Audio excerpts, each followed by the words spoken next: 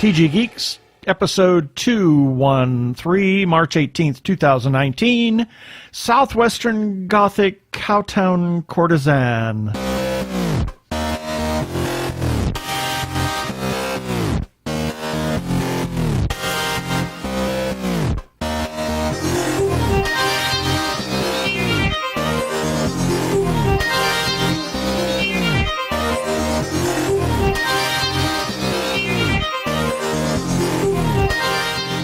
Hello and welcome to another webcast from tggeeks.com, where Ben and Keith, the two gay geeks, talk about all aspects of geekdom and nerdery, sci-fi, comics, film, horror genre, you name it, we talk about it.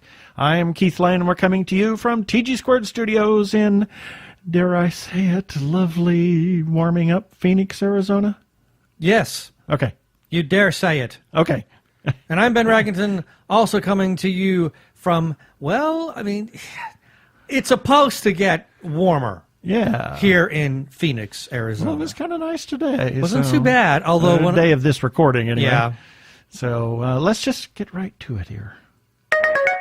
Prepare for hyperdrive.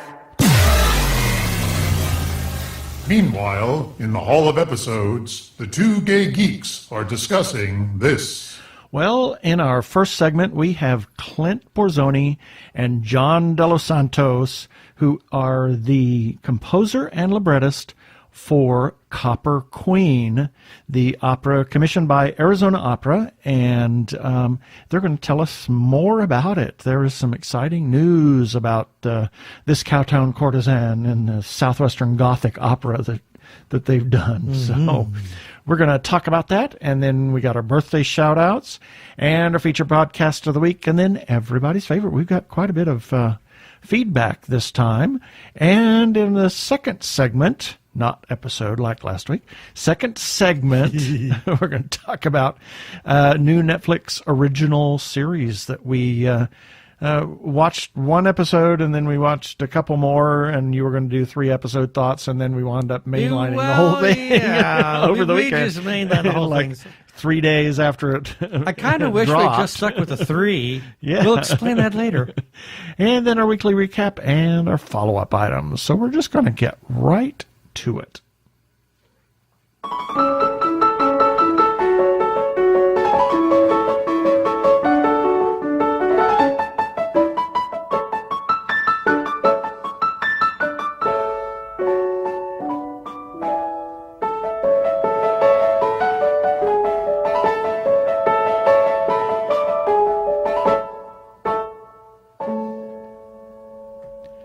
And we welcome back to the show Mr. Clint Borzoni and Mr. John De Los Santos. They are the composer and librettist of the new opera Copper Queen. We've talked to them before about that, but there's some really exciting news. Who wants to go first and tell us about Copper Queen? Rochambeau. Thanks for having us on, guys, again. This is really fun always. Yeah. But John, you want to tell them a little bit? You're always good at telling them about the story and stuff. Yeah. So what is it? 3 years ago, Clint? Now? I think so. I think like a Facebook alert that it was like 3 years ago or something like that. Wow. That we were first announcing it. Yeah. So 3 years ago, Clint called me up after we had already written one opera before, and he called me up saying that Arizona Opera was beginning a new initiative program called Spark, which was comprised of a small committee of opera patrons at Arizona who were looking to commission a new work, and they asked for a topic that had something to do with Arizona, and I looked up some different interesting things in Arizona history, and I found the Copper Queen Hotel in Bisbee, which is haunted by several ghosts, one of which is the ghost of Julia Lowell, who is a woman who allegedly lived there as a prostitute in the early 20th century and then killed herself over one of her lovers who didn't return, or one of her clients, rather, who didn't return her feelings. And I said to Clint, how does that sound? And he was like, that sounds great. Let's give it a try. And so we just threw it out there, and a lot of the other topics that were pitched to Spark were of a much more, I guess, serious and contemporary nature, and Copper Queen was an idea that's steeped in a lot of operatic convention. I mean, Right. it does have a lot of elements of Traviata and Butterfly and Turn of the Screw, all of those things, but it does have a lot of modern ideas and even some modern characters in it as well.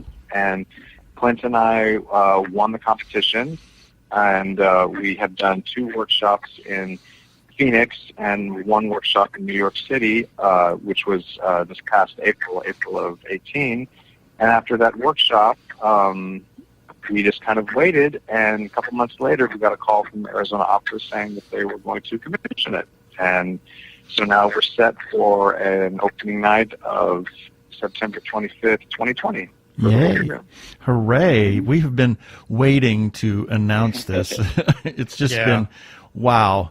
Although Joe let the cat out of the bag on his interview that we released here recently. So we were very, very excited. We knew it was coming, but we didn't know when. So this is exciting because we've not been there from the very beginning, but we've been there from the beginning of the workshop, the first workshop.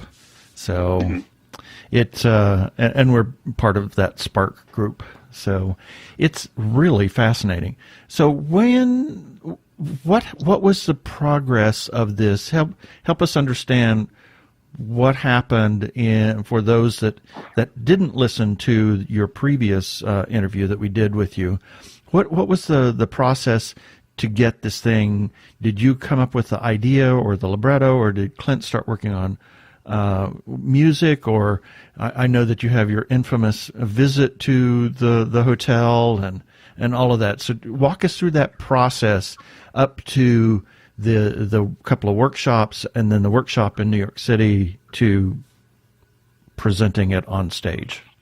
Sorry, I know that's a lot. That's a lot of wow to talk about, but well, John came up with the idea. I think that was the hardest part, deciding what the idea would be.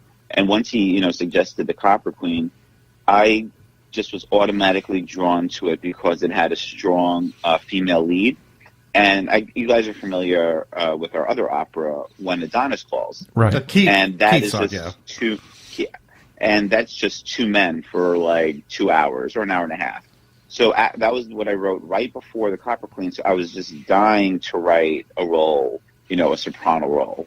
So when he said the Copper Queen, I was like, oh my God, I cannot wait to write, that role. So the first workshop that Arizona Opera did was Spark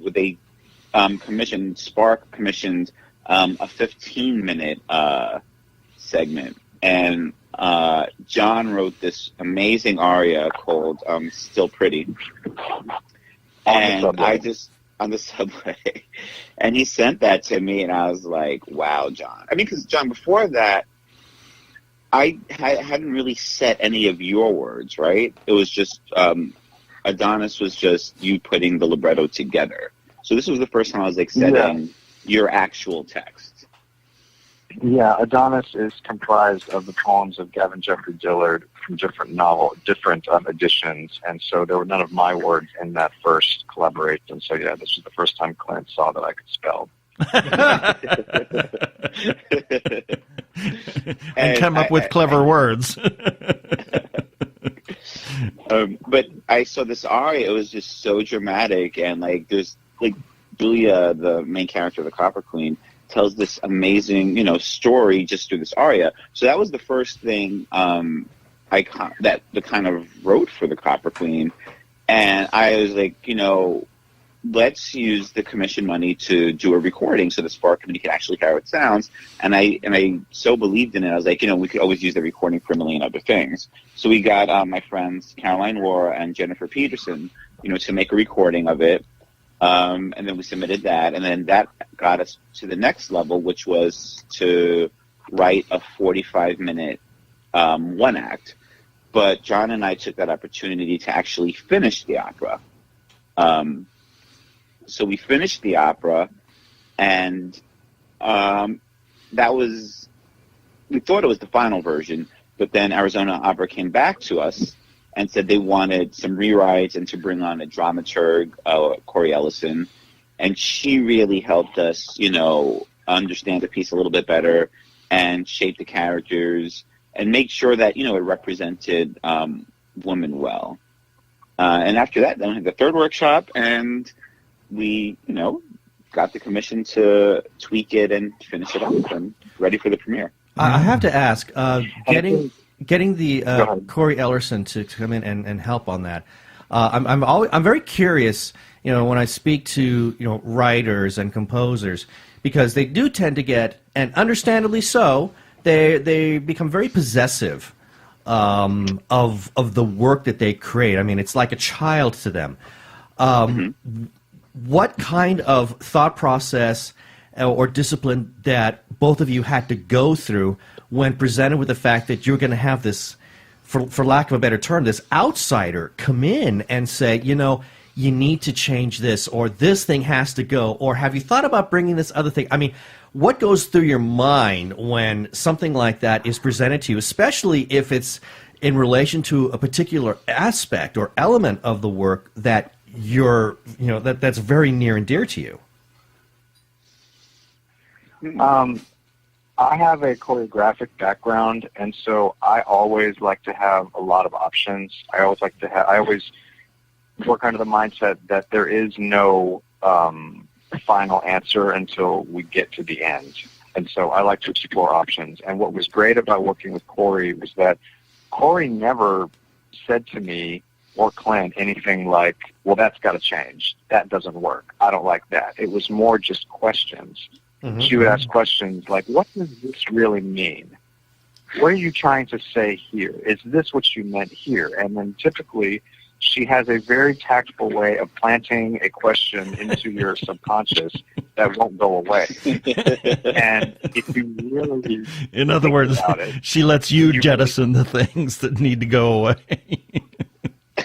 Yeah, if you really think about the question she asked, it typically conjures up a lot of different answers that at the end, a dramaturg is there to make things clearer for the audience and to make things more specific and more thorough and consistent. And typically, I think if you go in with the mentality of this person is here not to change the work, but to make it better and to make the vision that the writers have clearer, then I think you can reap a maximum benefit out of it. Whereas if you go in very defensive from the beginning and cross your arms and say, well, I'm not going to change anything, then you're not going to learn anything and the piece is going to remain in a stagnant place. Right.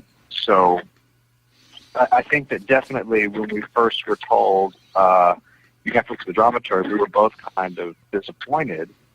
But now the piece is so much better, and it's still come from us. Corey just opened the doors and said, here's some doors you might want to go through if you want this piece to get better, and that's what we did. Mm-hmm. So it didn't feel like a compromise or like we were having to sacrifice an integrity of anything. The piece is definitely better since we worked with her. That's cool. Definitely. So I know that after the workshop at Opera America, you then started in on the what's the word I'm looking for? Orchestrating it. So is that complete now, or are you still working on that? Wow. Oh, I guess that's the answer. There's your answer. Well, I've decided on the orchestra. That's done. I see. Now, they do have another year to get this done. Well, that's true. Yes. But John and I are still tweaking it and reworking certain sections, just little, not huge things. But John and I think this experience has been such a luxury. All the workshops and just the time to really, write the piece that we want. And going back to Corey Ellison, I worked with her when I was at American Lyric Theater, so I automatically trusted her, and she taught me so much. But her thing was, I'm on your side, guys. I'm here just to make this piece what you want it to be, and I'll defend it as long as this is what you want. And it's my job for you guys to write your piece. And also as a composer, I always gauge, like, people could tell me something's great or something's horrible, and I'll believe them or I won't. It's always by our gut instinct. And I think John and I, our guts are very similar. We know when something's working and when something's not working. Right. And our egos never get in the way. Like, John will be like, I don't like this, Clint. This music here is too much or too little. And I'll say, John, this line doesn't really feel quite right. And, we listen to each other, and we always present our arguments to each other. And usually, and I think always, the right person wins and gets, what they asked for. Cool. So you have thought about the orchestration, though, but Yes. in the sense of what instruments you're going to use and how you're going to use those and to represent, because there's some really interesting music in that. I know when we listen to the Opera America, there's a very, when we're in the past, a very, I won't say dissonant, but an ethereal tone to the music. And then when you get to the modern, it's more lyrical. Or did I have that backwards? I think that's backwards. Yeah. I don't remember. I remember that there's a very big difference between the past and the present in the music itself, in the style of music. Yeah, I seem to remember the more historical aspect of it having a more lyrical quality to it, with the present day being I wouldn't say atonal. No, that's not the word. But it was definitely more of a modern compositional style. Only to see, and I don't want to give any spoilers, but and as you start to get to the end, I saw the two begin to kind of marry each other. Ooh, very good. Yeah, that's exactly what happens. Yeah. Or that's what I thought of. And John set that up really nicely. Like the time periods were very clear, and then they kind of start melding together, towards the end. But I guess that's the hard part about choosing the ensemble. And for me, the most, what I chose the ensemble based on, and my friend Philip Wharton helped me with this, is like, what are the most important moments in this opera, and what do those moments need to sound like? And then from there, I can, from as long as those moments are perfectly orchestrated and correct, I'll have the instruments to do anything else I want to do, in the opera, for the rest of the opera.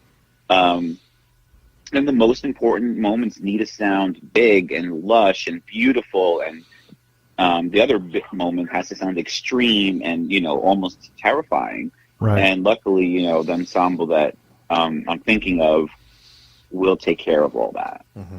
Cool.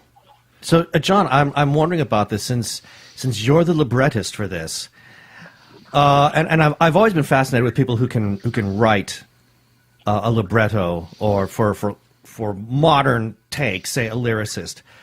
What are some of the challenges? I mean, I find it amazing when I hear a really amazing libretto or just amazing words that go along with an aria.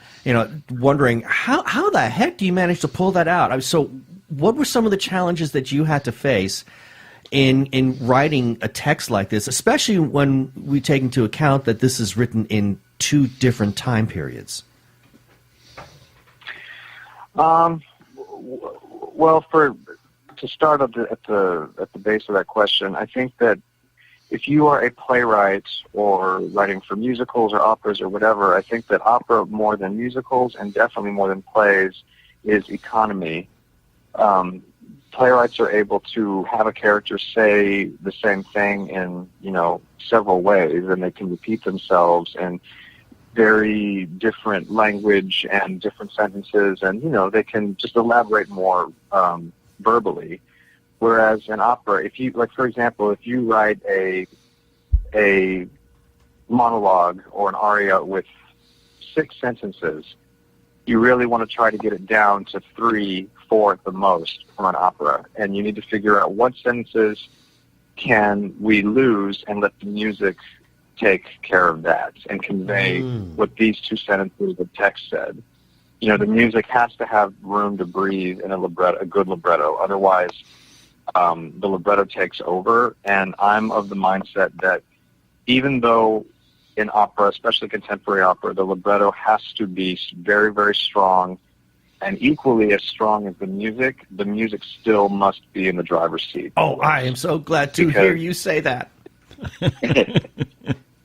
Because if the thing is, if the libretto is in the driver's seat and the music takes a back seat, then it's no longer fulfilling what it needs to be. Opera is about the music first and foremost. And I think I may have used this metaphor last time, but for anybody who didn't hear that, if I think of an opera as like a campfire, and the music is the flame, it's got warmth and light and allows us to live, but without really strong, solid kindling, you're not going to have a fire. Right. And the libretto is the kindling, the music is the fire. Right. So that's the idea. It's like you don't go to a campfire for the kindling, but without good kindling, you're not going to have a fire. Right. So that's kind of the thing. But you have to always figure out how to make each word the most economical and the most useful you can. That's why Clint will tell you. And if you really look at the librettos that I write, there are a lot of sentences that have very double meanings and words that can mean more than one thing. I do that all the time because that way, this sentence of text is really saying two different things, as opposed to having to say the same thought with three sentences, because you can't waste words like that in an opera libretto. Right. In terms of what you're asking about how to differentiate the time periods, it was really simple. I mean, also, I think we should mention, again, for anyone who didn't hear the last podcast, that the opera takes place in 2010 and 1910 and alternates between the two time periods with each scene. And what I tried to do is just use, a common American vernacular for the modern speaking, and then when we're in 1910, just use a lot more kind of colloquial contractions. And I also had a dictionary of Old West terms that I tried to use throughout some of the language. Like, for example, there's a moment when Julia's talking about whiskey, and I found that in the Old West, whiskey was referred to as coffin varnish, which is such a wonderful image and a wonderful phrase. And actually, one of the most famous phrases in the piece that I'd never heard of is soiled dove, because you can't keep saying prostitute, sex worker, hooker over and over again. Cowtown courtisan. Yeah. The term I came up with was cowtown courtesan. Yeah, soiled dove is just a much more eloquent and evocative phrase to use, and that's an old Southwest term. Right. So, and eventually as you get further along, the characters' voices just become a lot more natural to you, and but I mean, still, there are moments when we'll be revising it and saying, I don't think Julia would use that particular word, or I don't think that this character would say it just like that. And they start to, really, really form. Okay, that brings me to a question I was not intending to ask, and I usually ask this of authors, but John, I'm going to ask this of you now. And I think you've just kind of answered it, but when you're writing, I mean, not just for Copper Queen, but when you're, any kind of work where you have to write the text for any kind of story, or him being a choreographer, or even maybe a choreographer, how would the person move that way? Yeah. Do the characters? Do they actually? Do their voices begin to talk to you in your head to the point where you start to take dictation? Not for me personally. I'm sure that for a lot of other creative people that happens. I try to get inside the characters' heads, but I don't let them take over, because I'm very much about control and order. And because I'm also a director, even if I know, okay, Julia's point of view at this moment in time is this, as a director, I'm always thinking about, then how does that fit into the overall scope of the piece? Mm-hmm. Because I think that if you let for me personally, if the characters were to take over, then a lot of the order that I'm trying to create can go off the rails. And then you have to go back and do a lot of editing and a lot of revising and things like that. And so, and Clint will tell you, when we're working together, I will always say to him, for example, there's a moment at between the last two scenes where we had about, I think, 30 seconds of music. And I said to Clint, listen, this music here is gorgeous, but we're going to need more than 30 seconds for this costume change that's going to happen. And that's my practical side coming out and trying to maintain how do we make this a foolproof piece of theater, not just a piece of sprawling, music and character study. So for me personally, no, the characters don't take over, but I do try to get into their psychology as much as I can when I'm writing. Yeah. And John's really good at that too. Like he'll tell me, like he'll say, all right, they're going to need at least 30 seconds to do this action. Because in the libretto, he has actions written in, like Julia and the father are struggling, blah, blah, blah.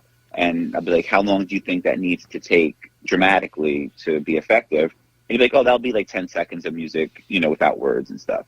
So I think his directorial background, just makes him that much greater of a librettist and collaborator. Yeah, It's a very good point. I hadn't thought of that. That's a fascinating thing. Is I'm sure the characters have a certain amount of influence, but you don't let them dictate where it's going, because you have to tell them, okay, this is what we're trying to accomplish here. Fit into that. But there is some bleed over to some effect. I mean, as you said, Johnny, you got to get into their head. So I got to take the same sort of the same question with you, because this just kind of to Clint. This just kind of came to me as well. When you're writing the characters, when you're writing their melodies, do you find yourself creating like maybe little leitmotifs for them, or as in the case of this work, as we said, it's set in two different time periods. So do the characters sort of influence you in a way in terms of how you want to structure your melody or your counter melody or your counterpoint, any of that? Does that kind of start to come into play? I mean, do you get into their heads and do they kind of, give you a little bump in the brain cell to say, maybe for Julia it needs to be, I need to take this kind of approach? I mean, does that happen with you? Yeah, I think I'm a little bit more reckless than John. You let the characters take over, huh? Yeah, pretty much. I mean, for Julia, I try to, it's kind of like, I think I was an actor when I was a kid. So when I'm analyzing the libretto, I'm kind of thinking it as an actor. How would I act this, or how is this, character going to be in the situation? And I try to draw on people I know in my life, or people that I've seen or met. Like for Julia, I remember John's aria, Still Pretty, begins with her saying that she's still pretty and she just got abused by her father. She just, went through a lot. And I was trying to say, how does she feel? Who is this person? And then I saw this woman, walking down the street, and she just looked so downtrodden, and it looked like she had the weight of the world on her shoulders. And just seeing that person inspired me. And then I was within the piano within like 15 minutes or so. And then the music just came to me inspired by the look on this woman's face. So I always see her in my mind when I'm thinking about Julia and other people as well. But from a more technical standpoint, there are, like motifs throughout the whole entire opera. There's love themes, there's Julia's theme, Addison themes, and even the vocal writing for each character, is pretty specific. Like it's almost like their the way they speak, their language also influences, the music as well. Like Julia is very lyrical, but she's also very strong, as well. And casting Julia is kind of difficult because she has to have this high, beautiful stuff, but she also has to have a low as well, kind of like Violetta in Traviata. So. And sometimes the music does take over me a bit, and John's like, we need to, bring this down a little bit, or this is a little bit too much, or too little, I want more of this. So he's always good at, helping me refine as well. Interesting. So give us the specifics one more time on when this world premiere of this Southwestern Gothic opera. Southwest Gothic, thank you. That was mine. Of the Cowtown Courtesan. Tell us when that's all supposed to happen, and then we'll get some other information from you. Well, it's opening. So it's scheduled to open. Go ahead. Go ahead. It's going to open the Red Series in 2020. Right. So I think it's in it was usually late September. Yeah. When they open the season. I believe Right. so. And the Arizona Opera McDougal Red Series is at the Herberger Theater Center. It's a smaller venue. It's going to be perfect. To be perfectly suited for these type of intimate operas. And this is based on what we saw at Opera America. It's a very intimate setting. And that's what that is. So that is wonderful that you guys have gone from just having a thought about it to fully completed world premiere on the stage of Arizona Opera. How exciting must that be for you guys? Oh man, it's like a dream come true. Yeah. So, with all that, it's been a whirlwind. if people want to learn more about, first, if they want to learn more about just the Copper Queen itself, or if they want to learn more about each one of you, is there any social media, the Facebooks, the Twitters, the Instagrams, the MySpaces for us old dinosaurs? Where can people learn more about all of that?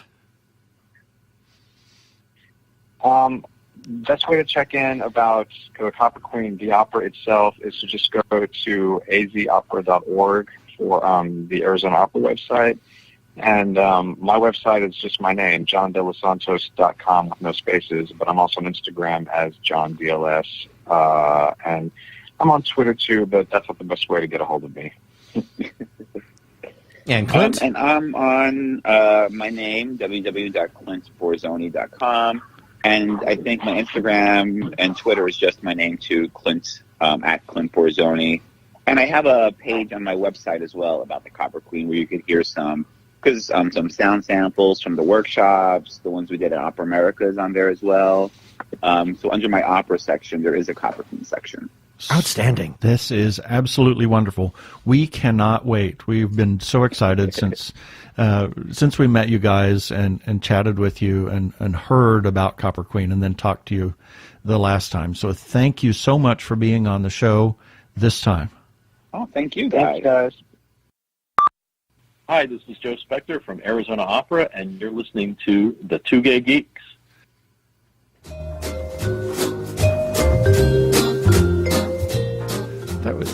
They're always so neat to talk to. I just talking to love them. Clint and John. I do too. They're just wonderful people and just And the funny thing about John is brilliant he people. sounds so dour, but he's not. Yeah.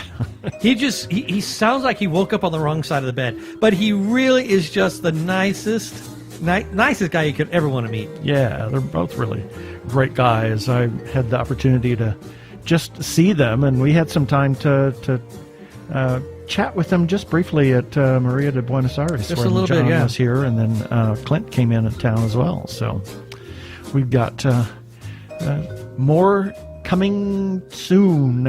Yay. Yay. And here's a few selected birthdays for March 18th through March 24th, 2019. March 18th, Queen Latifah. Peter Graves, the original Mission Impossible. Mission Impossible, yes. Nikolai Rimsky-Korsakov. He was a Russian composer that he wrote several things, but most specifically Scheherazade. And I find myself always saying, "Oh, is this Scheherazade?" No, everything sounds like Scheherazade because he was kind of a chameleon of sorts. And so there's lots of stuff in there. Imagine, if you will, Bach's Staccato and Fugue in D minor. Yes, that sounds like Scheherazade. Oh, yeah, right. Beethoven's No. Ninth. Stuff from that era, around that era. And also on March 18th, Robert Donnet. He actually makes a cameo in Watchmen. Not Watchmen, in V. Actually... Really? Yes, he does. He's a famous actor, and he was in The Count of Monte Cristo. Oh, yes, And V says he loves Robert Donat as the Count of Monte That's Cristo. right. That's right. So yes, it is. It's like It's a cameo-ish. It's a secondary cameo, if you want to call it cameo adjacent. Yes.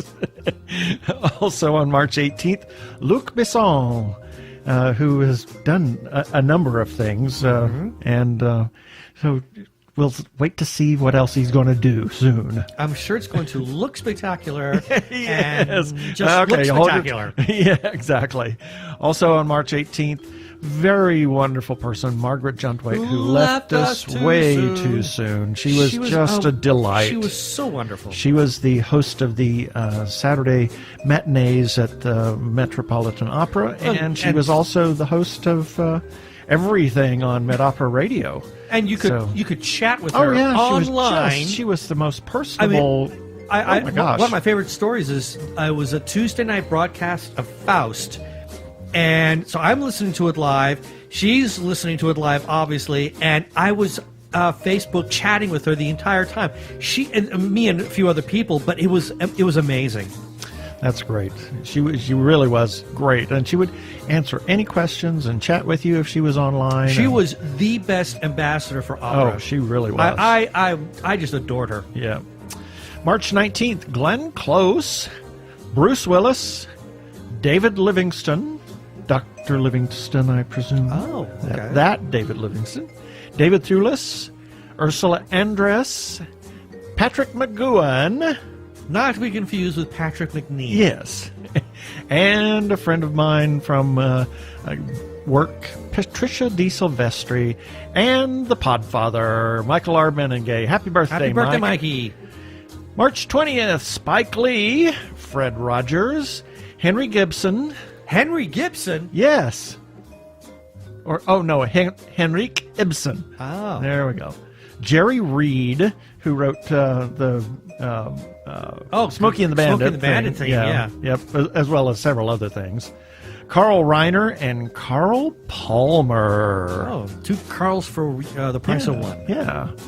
And March 21st, Gary Oldman, Matthew Broderick, Modest Mussorgsky, who wrote pictures at an exhibition, as well as Boris Godunov and several other things, and died way too soon as well. And Timothy Dalton. And also on March 21st, Crazy Joe Fiore. Happy birthday, Joe. Crazy Joe. March 22nd, William Shatner, who, not going to do that. Nope. I was going to say something, but I'm not. Not going to do it. Andrew Lloyd Webber, Stephen Sondheim, James Patterson, Werner Klemperer, and we were just talking about Werner Klemperer the other day. We were talking about Otto Klemperer, too. Yeah, his father. So, and I always, whenever I think of Hogan's Heroes and Werner Klemperer, I always think of that one episode that ended with him playing the piano. And he was an accomplished pianist. I have yet to hear him actually play. He was a great pianist. Also on March 22nd, Marcel Marceau. I told you the story about when Lynn and I were oh my God, in an elevator. She must have been 3, maybe I was 4, and we were in the J.C. Penney's and in hometown, and it was big enough for maybe 4 people, and this was the day when there was an elevator operator, and the gal that ran the operator, she'd always say mezzanine instead of mezzanine. And there was this lady in there, and of course children and their whispers. Oh yeah, Mom, that woman looks like Marcel Marceau. She had so much makeup on. My mother was mortified because it's a tiny elevator. Anyway, out of the mouths of babes. Yes. March 23rd, Chaka Kanaka. Chaka Khan. Not going to say anything. Yeah. Joan Crawford. Betty Nesmith Graham. Michael Nesmith's mother. The inventor of liquid paper. Yes. And Andrew Godot, a friend of ours, and Jen McClary Allen from the San Diego area. Happy birthday, Jen. March 24th, Jim Parsons, Harry Houdini, Joseph Priestley, who was Jason Priestley's father, or great-grandfather, by the way. Oh, okay. It's a fact. he discovered oxygen. Ah. And Edward Weston, a famed photographer who did a lot of black and white photography, large format, in Mexico. And Joseph Barbera. And Bob Mackey. We have a friend who used to work for Bob Mackey. And Georg Agricola. He was... Agricola! Yeah, no. He was like a scientist, but he was not a farmer. Agricola is farmer in... For agriculture. It's farmer in Latin, agricola.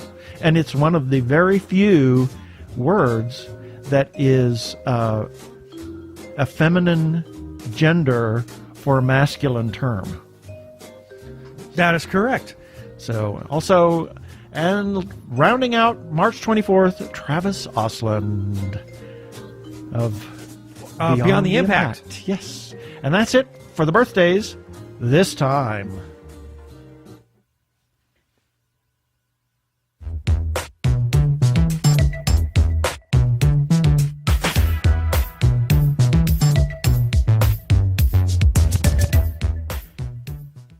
Technorama, the podcast for geeks, because geeks are better than cool. You don't hear someone say, "Get away from me, you cool person." Who's gonna have their 65-inch home theater system installed by the Cool Squad? Not me, that's for sure. How much cool cred do you have? Not enough to care about. Think you'll find any canned unicorn meat at thinkcool.com? It's just a part domain name. Not anymore. They don't even have roadkill in a paper cup. That's why you need to start listening to Technorama, because that's what geeks do. Go to chuckchat.com and listen to Technorama before you turn cool.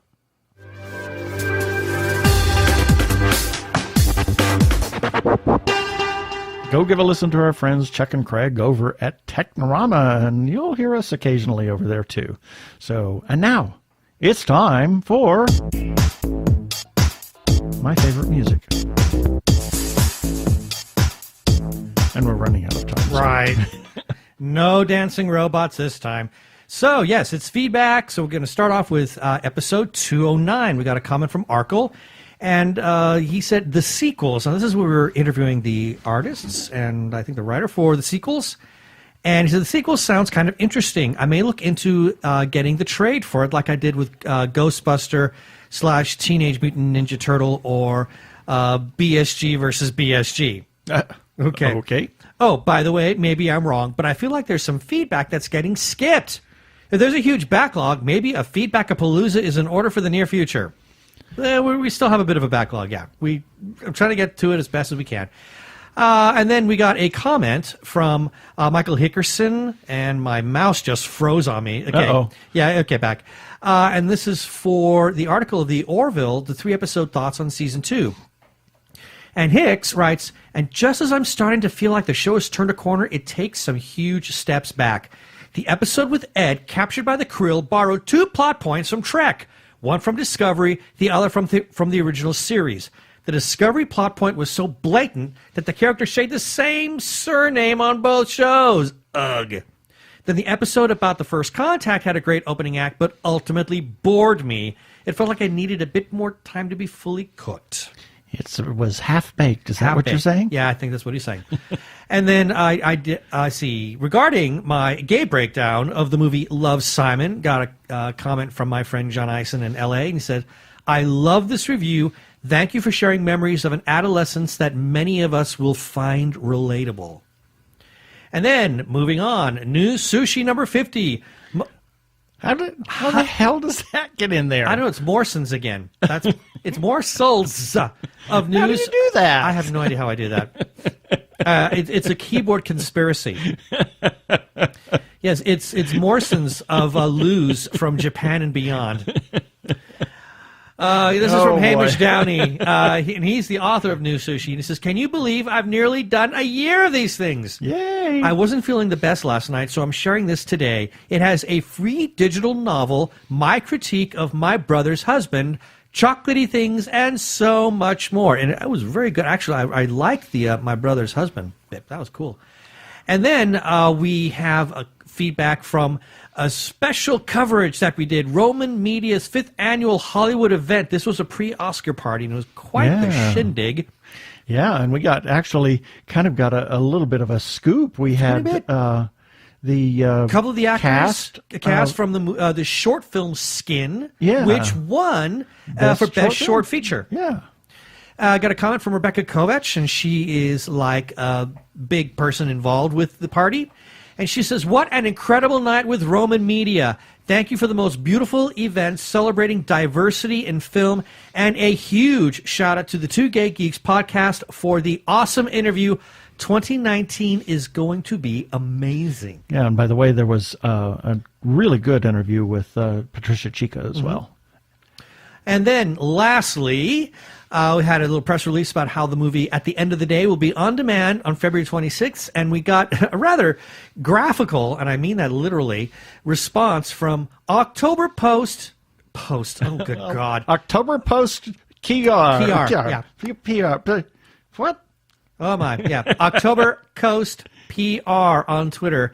And all they did is it's a picture of a heart followed by a picture of the rainbow flag. So do the math. Yay. And that's our feedback for this week. Thank God. Yeah. And you can, what? Oh, if you want to leave a comment. I got lost there for a moment. I don't know where I was. I don't know where you were either. It's not easy. It's not hard to get lost with me. I forget my name walking from one room to the next. And who are you again? I don't know. Ask me that tomorrow. You can leave comments on our Facebook page, and What's if tomorrow? you like our Facebook page, that would be great. And we're closing in on 500 likes. I don't know why we don't have 500 yet, but we don't. Anyway. And you can even comment on our YouTube episodes or on each of the articles at tggeeks.com, and you can receive a shout-out on a future episode. We also have a listener feedback line that you can leave a comment on the feedback line, and we'll play it on air. That number is 469-TG-Geeks. That is 469-844-3357. And when you do leave comments on the website or any place, you can do it also on Twitter, on Facebook, Instagram, MySpace. Eventually MySpace. Yeah. And when you leave comments, please play nice. Hi, this is Queen Karishma. And you're listening to the Two Gay Geeks.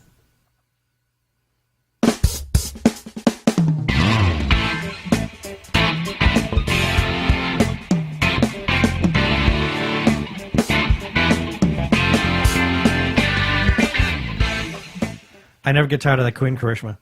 I do. Never. I love it. Never. It just kind of happened during that interview.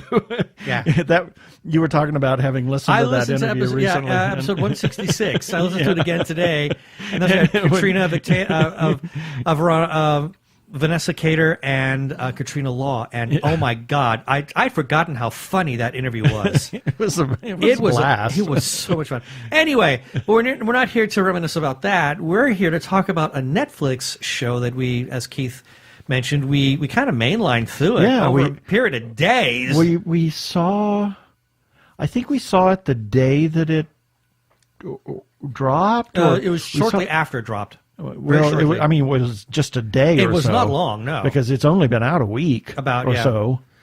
And anyway. this is a series called The Order. It's completely original, so it's not adapted from anything. But it doesn't appear to be anyway. I mean, from what I can tell, I haven't been able to find anything that links it to any kind of source material.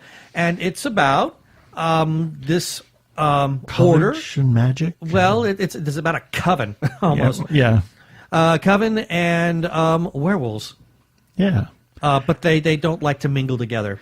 Yeah, and it's a very interesting series. I enjoyed the first couple of episodes, and of course they're college students, so you have that certain amount of weird vibe, but college vibe. It never became inappropriate. No. But it was kind of neat to see that and to see the story, and there were I had lots of speculation about where the story was going to go and what was going to happen and all this kind of stuff. And then, wow, the last The very last page. Thank you, Truman Capote. Yeah, that was in Murder by Death. Murder by Death. Yes, he says Lionel Twain. Anyway, we're sidetracking. It was like the last 5 minutes of the whole series.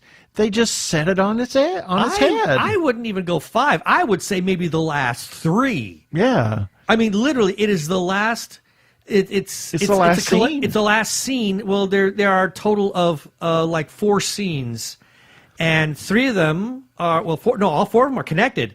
Boom, boom, boom, boom, and I was shocked and horrified.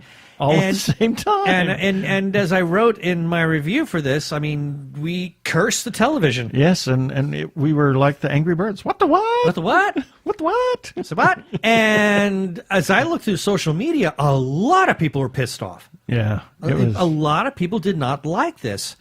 But it is a good series. It is a good series. It just has a lousy ending. What did you say in your review? You said it seemed like they seemed like they were painting themselves into a corner, and they were trying to get out of it, but they wound up painting themselves in a corner anyway. It's as if the writers felt that they were about to paint themselves into a corner, so they went about it in such a way so that they wouldn't, and ended up painting themselves in a corner anyway. Yeah. That's what it felt like. God.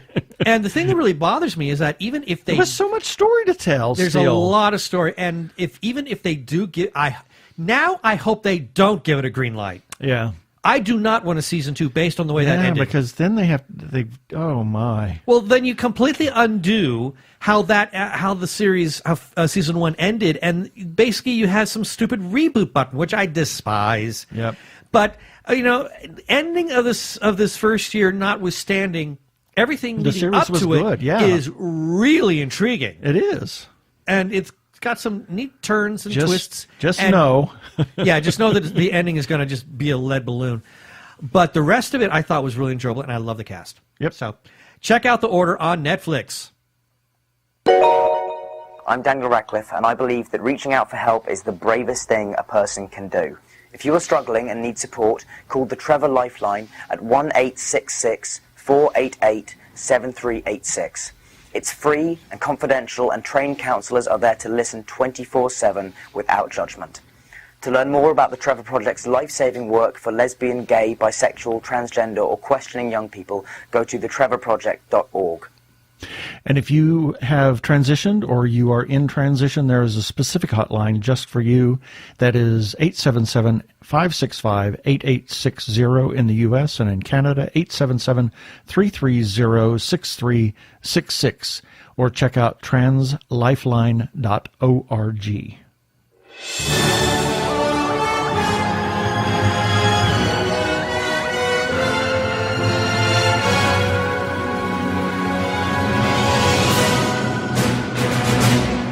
Ben has a quick recap of this last week.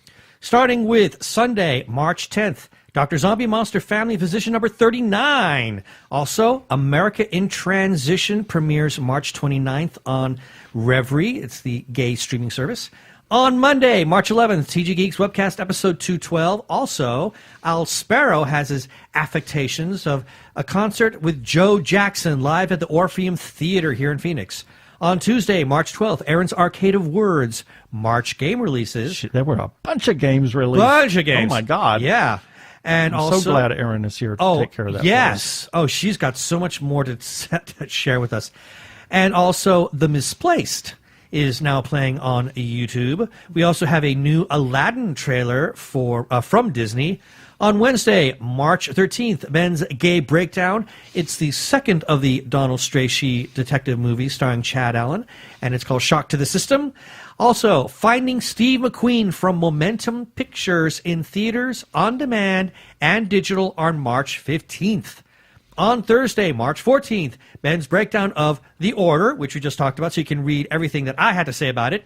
Also, the trailer... Or was this actually... Oh, it's the movie. Yeah. It was the movie premiered. Long Shot. Yep. The trailer's already out now, but the movie Long Shot premiered at South by Southwest, and it will be in theaters everywhere else on May 3rd. And in that article, there is the trailer as well. Right. And then also we have Andrea's Angle as she reviews the movie 5 Feet Apart. She called it authentic and poignant. And we had the new trailer for Avengers Endgame. And boy, did we jump on that one. Wow. We beat several people. Comicbook.com We did. punch on that one. We beat several people on that. It was quite nice. And then on Friday, March 15th, News Sushi number 54, Morsels of News from Japan. Morsels of Lose from Japan and beyond. Also, Aaron's Arcade of Words number 3, topic, inclusion in games. Read this one. This is really interesting. Inclusivity in games. Absolutely. Yes. And we're not talking, you have to see it. You just have to read it. Yep. And then also on Saturday, March 16th, Aaron's Arcade of Words reviews the sequels. So Aaron's going to review the sequels, issue number 1, Circuit Borders. And that's from Fanbase Press, and there's 4 in that series. We talked to them, Norm Harper, and so the other folks involved with that in one of our episodes. And then lastly, Jeannie's Yaps, how she can't wait for Rocket Man. Rocket Man. Oh.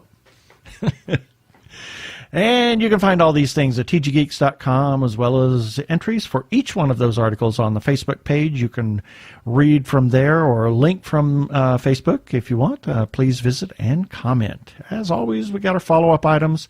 We're huge supporters of independent creators, whether it's filmmakers, comic book artists, writers. Please buy their stuff, and please support independent creators. Special shout out to the Arkle Times Post Dispatch News for republishing our content. Yay. And it is put out by the Human Arkle. That is Brian Weber. You heard a comment from Arkle a little bit earlier. And you can find him on Twitter by searching at Arkle, A-R-K-L-E. He is also on YouTube with his shameless cash grab. All you have to do is look up Arkle Studios on YouTube and you can find it there.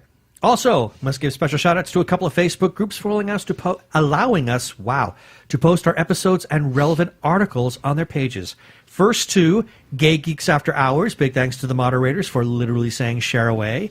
And their URL is facebook.com/groups/Gay Geeks After Hours. And then to The Gay Geek for allowing us to share our stuff on their page. And their URL is facebook.com/groups/thegaygeek.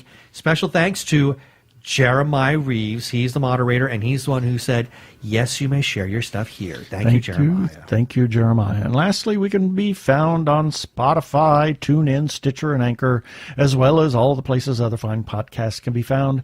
And check us out on Krypton Radio at 3 a.m. and 3 p.m. Pacific on Tuesdays. And listen to their other content, 24-hour geeky radio, internet radio station. Please rate us and review us on iTunes, and don't forget to subscribe to our YouTube channel. Up next time, I don't know. We got lots of things in the can. We have to decide what we're going to do. Yeah. So.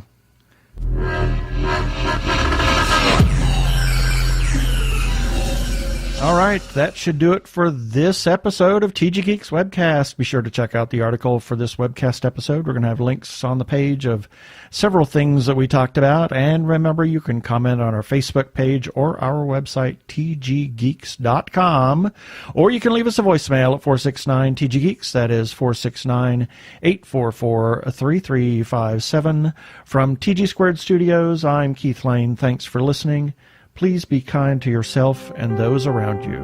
Peace. Cheers.